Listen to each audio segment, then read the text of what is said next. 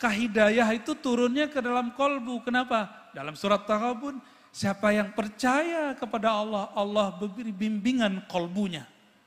Orang yang berilmu, tidak hanya dengan akalnya, tapi juga dengan kolbunya.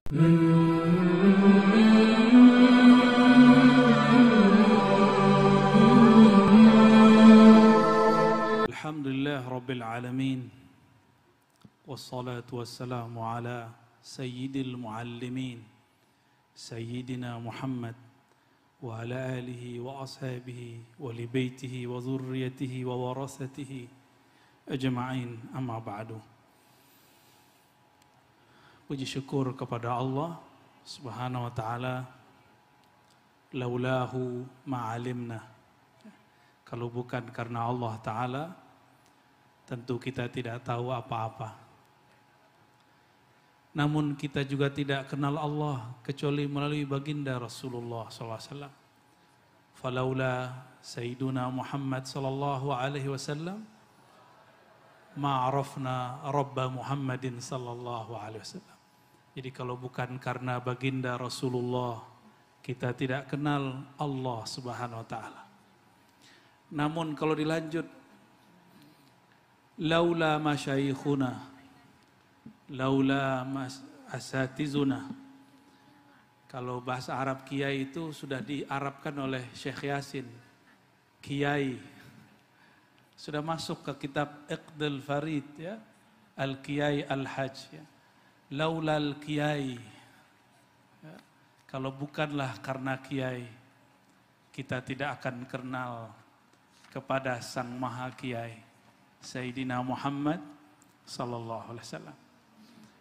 Maka adinda para santri, santriwan, santriwati memandang guru itu bukan sekedar yang mengajarkan kurikulum, tapi guru asy-syaikh al-muallim al-ustaz hum warathatun nabi sallallahu alaihi wasallam. Mereka lah pewaris-pewaris Rasulullah sallallahu alaihi wasallam. Maka saya sampaikan salam hormat yang terdalam, tertinggi kepada Romo Kiai Nur Khalis Misbah. Itu nama beliau, terjemahannya Panca Jiwa Santri. Ya, menurut saya begitu ya. Nur Khalis, Nur itu iman, Khalis ikhlas beramal. Benar gak Kiai? Cocok logi Kiai? Munasabah. Kemuliaan budi pekerti masih satu paket. Ada misbah, di situ misbah itu nomor 2 ke bawah. Prestasi, peka, itulah misbah. Ternyata Pak Kiai menerjemahkan namanya sendiri. Ini orang tuanya yang luar biasa. Selamat untuk Kiai. Barakallahu lakum. Jadi kalau orang tanya, sebenarnya setiap kiai itu mursyid thariqah. Dia menciptakan thariqahnya sendiri. Tapi adabnya santri, la yunsib ilmahu ila nafsihi, bal yunsibuhu ila syaikhihi. Ya, kalau seorang santri, dan selama-lamanya coba tanya Pak Kiai itu kalau ditanya dalam hatinya selalu menganggap dirinya santri. Makanya masih ngambil tabarruk ke kamarnya Mbah Hashim. Itu kan karena merasa santri. Amal yang pantangan Wahabi aja itu ya. Tabarrukan. Tahu tabarruk nggak santri? Tabarruk itu ngalap berkah. Ya. Ngambil berkah dari orang-orang soleh. Dan Sayyidus Sholihin Sayyidina Muhammad sallallahu alaihi wasallam, ya. Dan wallahi ma ra'aitu fil alam al-islami aktsarun nas tabarrukan wa ta'adduban illa ahlu turuq as-sufiyyah wa talamiz al-jawiyah. Ya, yang saya lihat orang paling bagus tabarruknya, paling sempurna adabnya. Ini kita udah keliling ke beberapa tempat, bahkan di luar negeri. Orang yang paling bagus dalam 2 hal ini, satu murid-murid tarekat sufi, dan yang kedua santri-santri Jawi. Selamat untuk kalian yang mau jadi santri. Ya.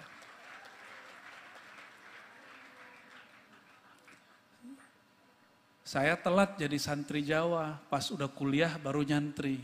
Dulu nyantri, kita nggak disebut santri kalau di Sumatera Barat. Kami disebut murid aja, orang siak gitu nyebutnya.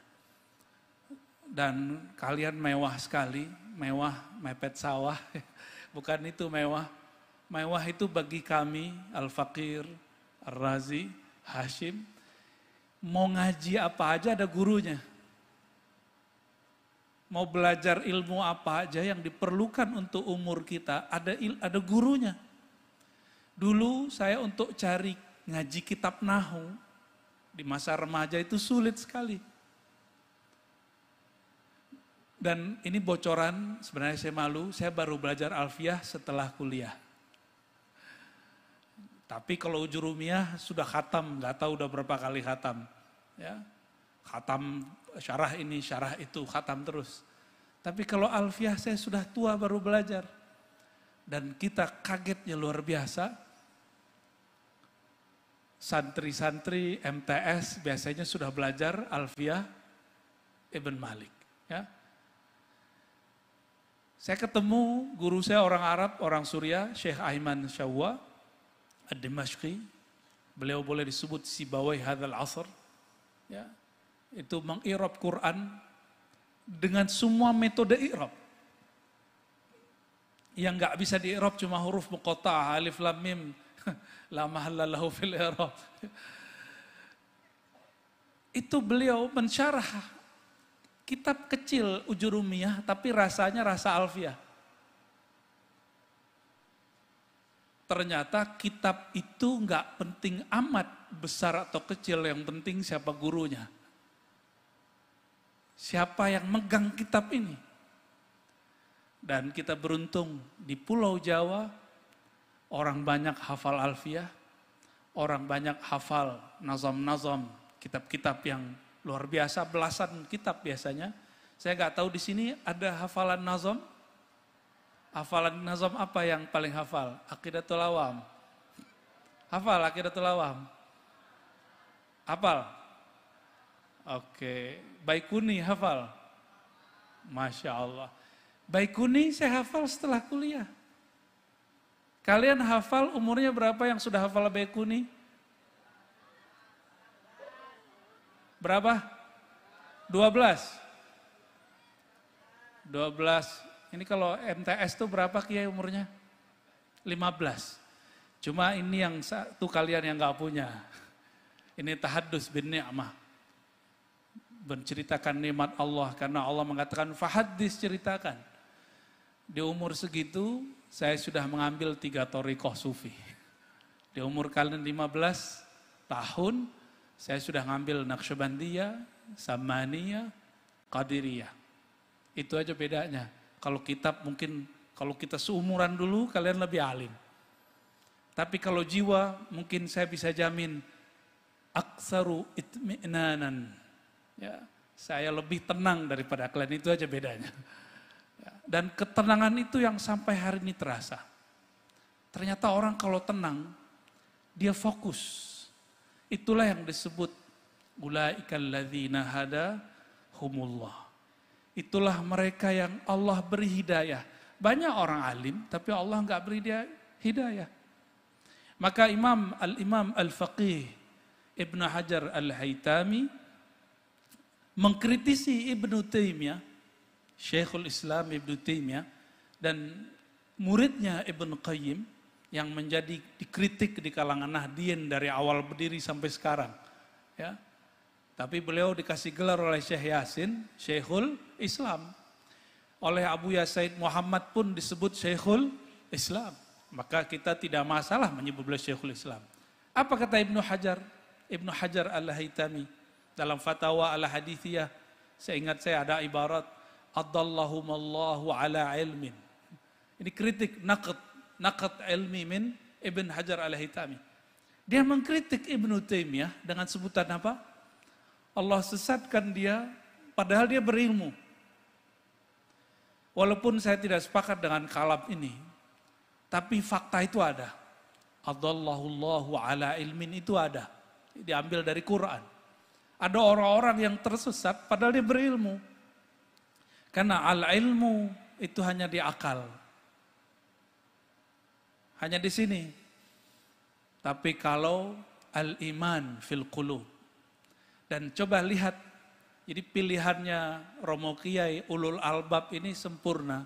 Sesuai dengan kata yang beliau sukai, kata sempurna. Dari tadi saya hitung kalimat sempurnanya banyak. Ya, jadi artinya beliau menginginkan sesuatu yang sempurna. Tapi yang maha sempurna hanyalah Allah Subhanahu wa taala. Kenapa ada orang pinter? Iblis itu pinter gak? Pinter. Saking pinternya iblis. Iblis tahu kelemahan Sayyidina Adam. Apa kelemahan Sayyidina Adam? Sayyidatuna Hawa? Bukan. Kelemahan Sayyidina Adam bukan perempuan. Walaupun kelemahan yang jomblo-jomblo ini itu santri-santri perempuan ya. Kelemahan Sayyidina Adam bukan itu. Kelemahan sebenarnya Adam itu kelebihan beliau. Apa kelebihan Sayyidina Adam? Wa 'allama Adamal asma'a kullaha. Itu mumayyazah. Itu khususiyah Sayyidina Adam. Allah ajarkan Sayyidina Adam semua nama. Kita kalau sudah tahu rahasia nama, siapa yang punya nama, kita pasti hormat dengan orangnya. Berani nggak nih Adinda nih, santri-santri, ada nama kiai, foto kiai tertulis, lalu kertas tulisan itu jatuh di lantai. Tega nggak membiarkan nama dan foto itu di lantai? Tega nggak? Nggak, itu baru nama Romo Kiai Nurkholis Misbah. Atau yang perempuan, sudah pernah jatuh cinta belum? Sering. Hari ini jangan jatuh cinta lagi nih. Jatuh cinta seseorang, foto dia jatuh ke lantai, terus ada orang mau injak, berani nggak nginjaknya? Berani nggak biarinnya? Berani? Wah kayaknya habis putus cinta nih.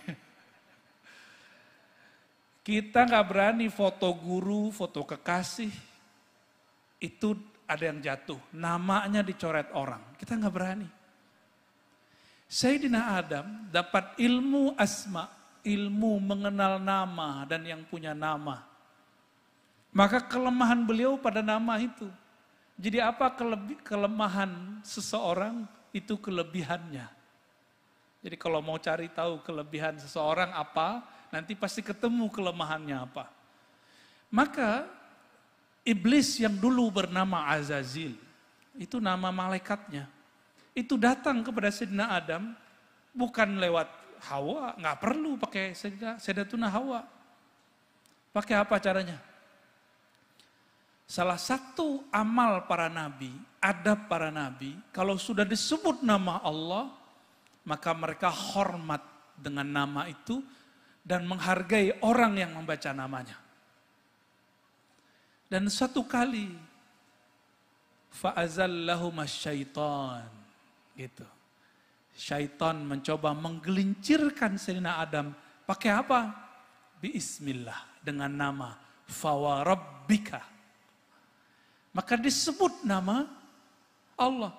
Jadi iblis bersumpah, hei Adam, demi nama Rabbmu. Jadi ternyata Ar-Rabbu itu nama Allah. Ar-Rabb itu ismu minal asma, isim dari al-asma'il husna. Makanya Imam Abdul Qahir Al-Baghdadi dalam kitab Usuluddin beliau memasukkan Ar-Rabb sebagai nama-nama awail, nama-nama awal. Rabb. Kalau kita sholat wajib baca Al-Fatihah, ada nama Allah selain Allah dan Rahman? Alhamdulillahi Rabbil. Kata Rabb, Rabbil Alamin. Rabb itu al-ismul a'zam yang diturunkan dulu kepada Azazil, iblis. Ketika iblis datang kepada Sayyidina Adam, dia pakai nama itu. Dan Sayyidina Adam tahu, waduh ini kelemahan saya ini. Namun karena iblis bawa nama Allah, yang terlihat kalau sudah terbit nama, maka dia hormatin yang punya nama. Oleh karenanya Sayyidina Adam memakan buah larangan. Karena ada nama Allah. Berkah Sayyidina Adam makan karena ada nama Allah, pesantren Al-Amanah Modern ada hari ini. Alhamdulillah. Jadi seandainya Sayyidina Adam dulu tidak menghargai nama Allah itu, tidak ada pendopo Wali Songo. Benar gak? Dan saya tidak duduk di depan ini hari ini. Mungkin bagi orang-orang Israiliyat, ya, kisah ini kisah buruk.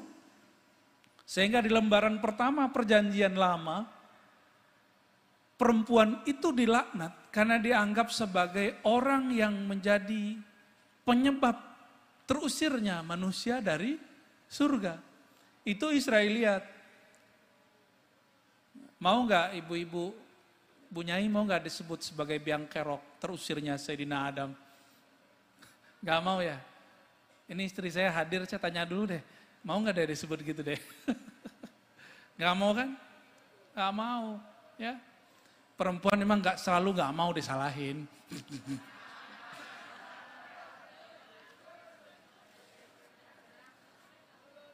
Kalau perempuan, nih ini rahasia kita nih yang cowok-cowok yang lanang-lanang ya. Biar mereka nggak dengar ataupun dengar sama aja ya. Perempuan itu selalu benar. Jadi kalau ada perempuan apa, baca aja Shadaqallahul Azim, Shadaqallahul Azim. Kalian kalau begitu pasti maju. Gak usah tekar banyak-banyak sama perempuan, pasti kalah. Ya. Kelar kalian ya. Sayyidina Adam, dalam pikiran orang-orang ahli kitab, itu terhina karena perempuan. Tetapi di dalam ajaran ontologi keislaman, ontologi itu bab hakikat, bukan bab akidah. Bukan itu. Justru kamalu Adam bihawa. Sempurnanya Sayyidina Adam itu dengan siapa? Sayyidatuna Hawa. Maka coba cari ustadz yang jomblo pasti dikecengin mulu tiap hari. Ada yang jomblo ustadz? Ada yang jomblo? Jombloan apa jomblowati? Oh semangat, berarti lagi promosi itu ya. Wali santri itu ada ustadz yang jomblo. Seneng nggak jomblo? Nggak seneng. Ya, tiap hari diapain orang? Ditanyain nggak? Apalagi kalau umurnya udah lewat. Ya. Sayyidina Adam tidak pernah menyalahkan Sayyidatuna Hawa. Maka jika ada riwayat walaupun sahih yang menyalahkan Sayyidatuna Hawa, pasti itu Israiliyat yang masuk ke dalam Islam. Kenapa?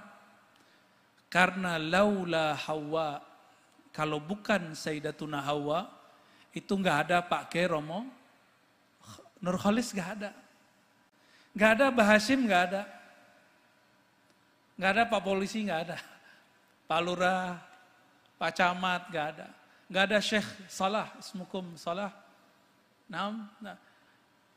Laula Hawa maulidna, sah? Nah. Maka hentikan kajian-kajian yang menyalahkan Sayyidatuna Hawa. Itu disebut Al-Athar Al-Israili. Asar-asrar Israiliyat. Ya, itu berbahaya. Itu merendahkan harkat manusia. Pantas gak merendahkan ibu sendiri? Saudari kita sendiri?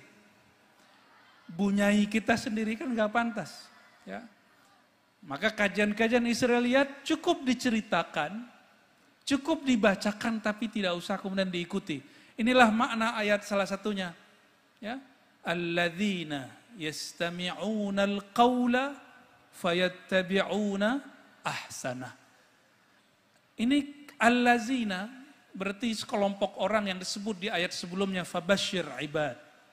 Beri kabar gembiralah sang ibad, orang-orang yang dapat gelar ibad. Siapakah mereka? Orang yang dia progres terus. Allazina yastami'un.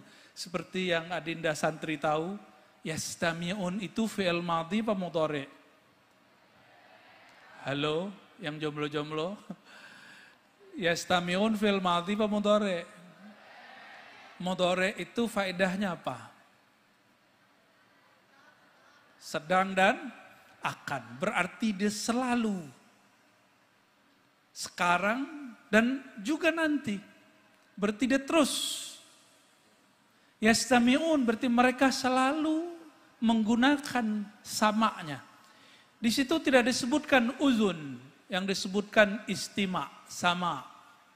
Apa beda uzun dengan beda? Orang banyak punya telinga, tapi la yastami'un. Karena istima itu, dia kerja dari sifat sama. Sifat sama itu salah satu anugerah Allah yang Allah berikan kepada kita. Salah satu dari sifat ma'ani yang 7. Sifat ma'ani yang 7 apa aja? Yang udah belajar aqidatul awam. Kudrat, iradat, terus ilmun, hayat. Sama, basar, oke. Semuanya pasti punya itu, pasti punya kudrat. Jadi Allah yang maha sempurna memberikan, memancarkan 7 sifat itu ke dalam diri kita. Bedanya kudrat Allah itu maha sempurna, kita tidak sempurna. Maka sempurnanya manusia kalau dia sadar tidak merasa sempurna. Jadi benarlah tadi Romo Kiai mengatakan, gak ada pesantren yang gak sempurna. Itu saya sadari. Dan justru banyak santri yang menjadi orang besar karena lahir dari tempat-tempat yang tidak sempurna itu. Karena dia tahu ini kurangnya di sini, nanti kalau aku jadi orang pasti aku lengkapi itu. Dan saya lihat Pak Kiai ini disebut juga rahal. Suka pindah-pindah pesantren. Benar Pak Kiai. Beliau ini suka pindah-pindah nyantri dulu.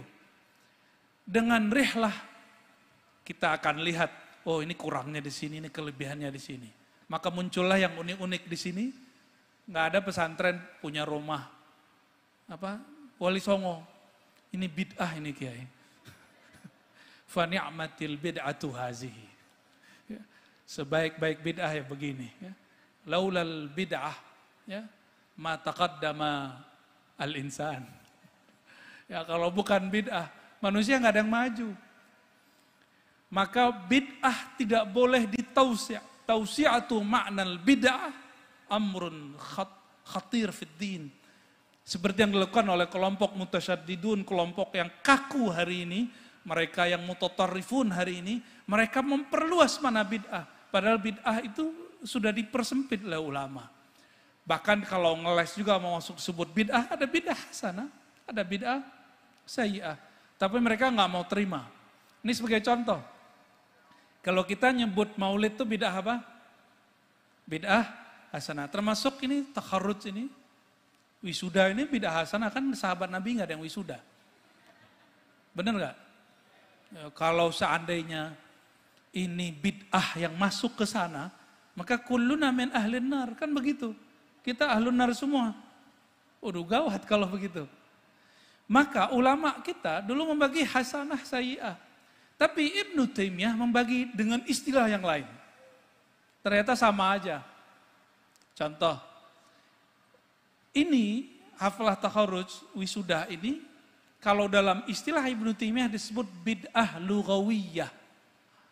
Dalam kitab Iqtida Shiratal Mustaqim dia menyebut, jadi ada sesuatu yang baru, tidak bertentangan dengan Quran, tidak bertentangan dengan sunnah, tidak bertentangan dengan hukum Islam. Disebut oleh Ibnu Taimiyah apa?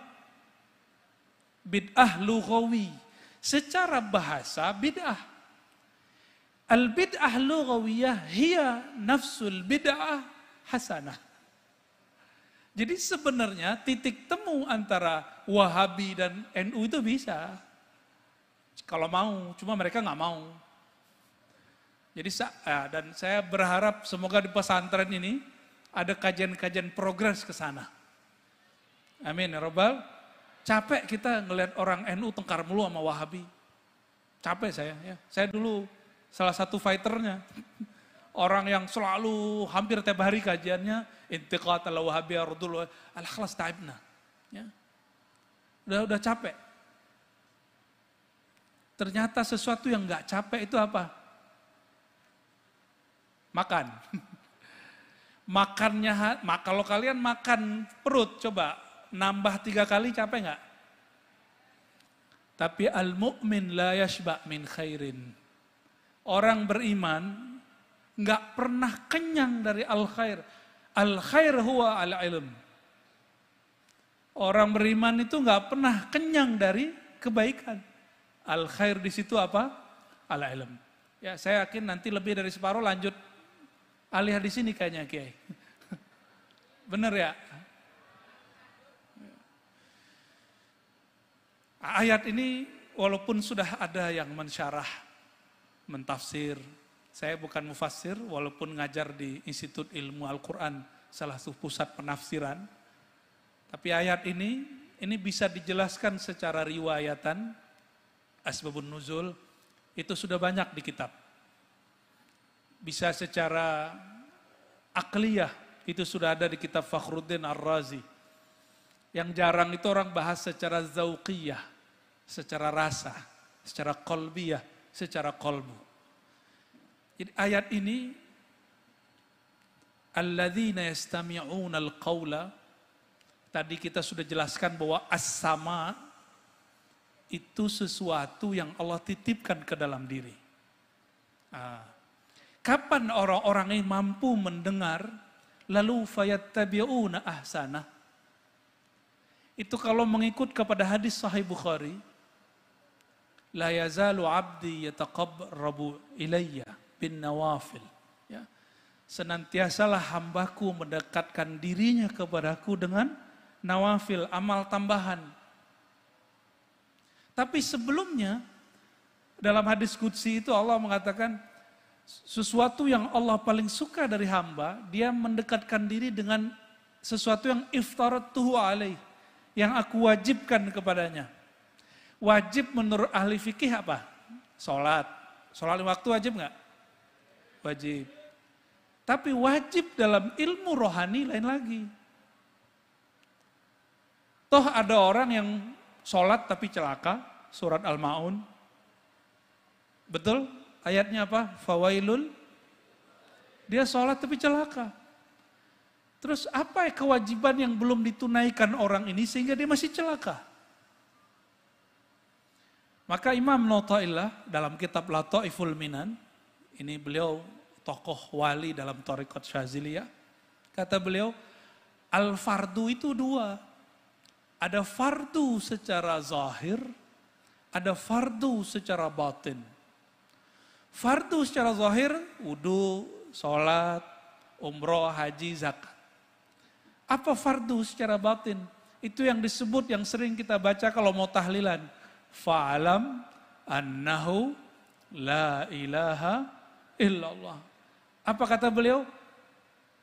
Awwalu ma faradallahu alal ibad al-ilmu billah.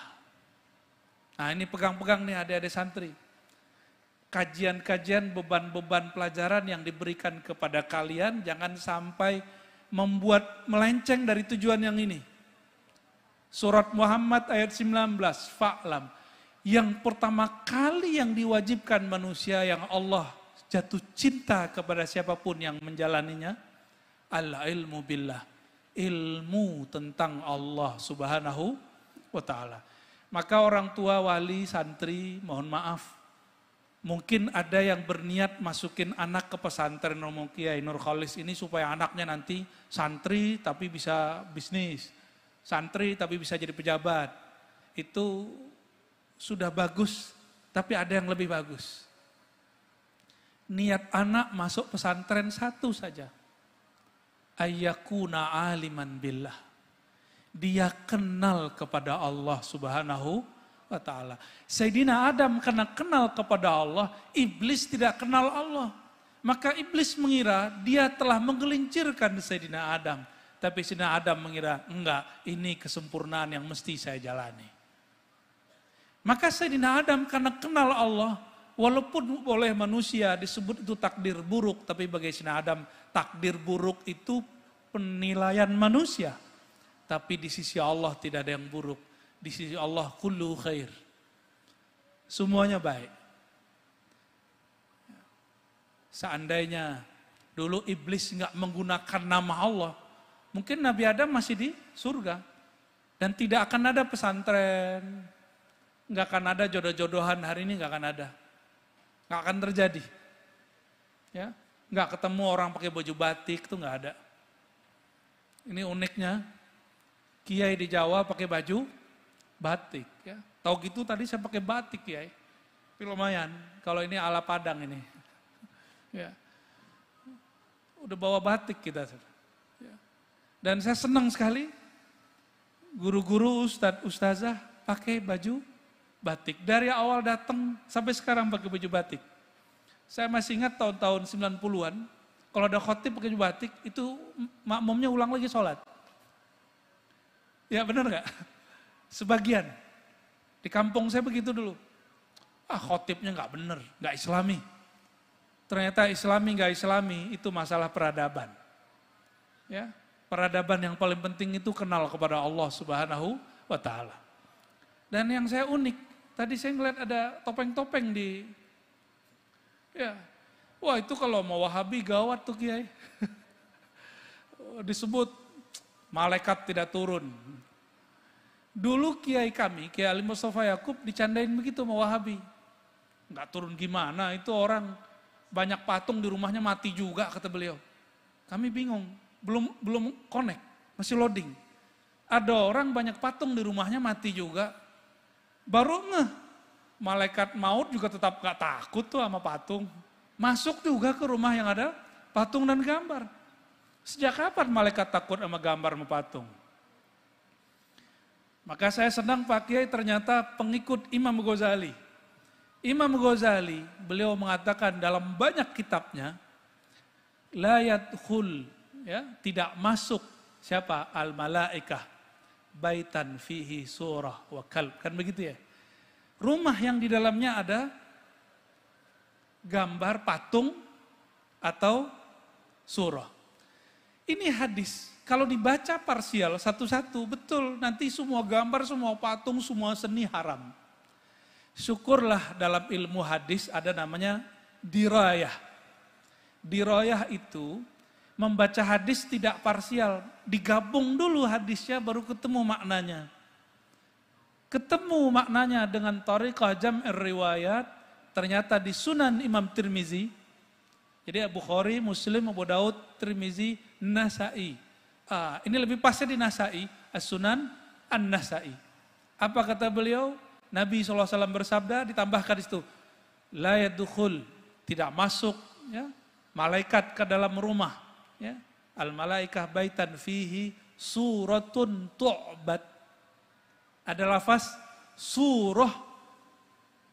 Surah di situ bisa gambar, bisa patung, tu'bad, yang disembah.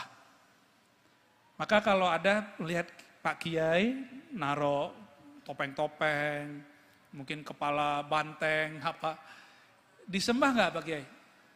Masa Kiai nyembah patung kan nggak mungkin. Aqidatul awam aja beres. Nggak mungkin. Jadi kekhawatiran orang-orang yang baca hadis ini, karena mereka membaca hadis tidak syumuliyah, tidak komprehensif. Inilah yang membuat ustadz sama ustadz tengkar, kiai sama kiai saling hujat. Sekarang lagi rame masalah habaib sama asyraf. Itu juga masalah yang sama, karena membaca tidak utuh. Oknum-oknum ini kemudian bertengkar. Sudah ada yang pakai pedang-pedang segala di video. Kan gak pantas begitu. Kalau benar mereka zuriat Nabi SAW ngapain begitu berebut-rebut nasab. Ya, kita doakan mereka cepat-cepat islah. Ya, innamal mu'minuna ikhwah, orang beriman itu bersaudara, apalagi zuriat abul mu'minin, ummul mu'minin. Keturunannya, bapaknya orang beriman, Sayyidina Muhammad SAW. Ya. Ayat ini, yastami'unal qawla, kalau mendengarnya cuma dengan ini, belum mendengar dengan yang disebutkan di hadis qudsi. Apa itu? Mendengarnya orang yang sudah dicintai Allah. Jadi ada satu bab di sini, yastami'una al-qawla, itu dengan cara bil mahabbah. Kenapa? Di hadis itu dikatakan, la yazalu abdi yataqarrabu ilayya bin nawafil hatta uhibbahu. Ya. fa iza ahbabtuhu kuntu sam'ahu alladhi yasma'u bi. Ini kalimat mahabbah. Al mahabbatu miftahul walayah. Cinta itu kunci orang jadi wali. Maka jadi wali gak mesti yang juara hari ini. Imam Sya'rani menyebutkan ada pemaksiat, bertahun-tahun maksiat, ketemu seorang syekh waliullah diajar dan kemudian dia cinta kepada Allah Rasul, keluar dari bimbingan beliau gak nyampe sebulan, asbaha waliyan. Bisa jadi wali. Karena wali itu cukup cinta. Tapi jadi orang alim, al-ilmu bita'allum. Ilmu mesti berguru, kalau jadi wali enggak. Jadi wali cukup cinta. Beda enggak? Pesantren itu mendidik murid menjadi orang yang muta'allimin, mu'allimin. Maka Adinda ini kalau cerita tentang wali, jangan kebablasan. Wali-wali itu kadang-kadang enggak perlu ngaji.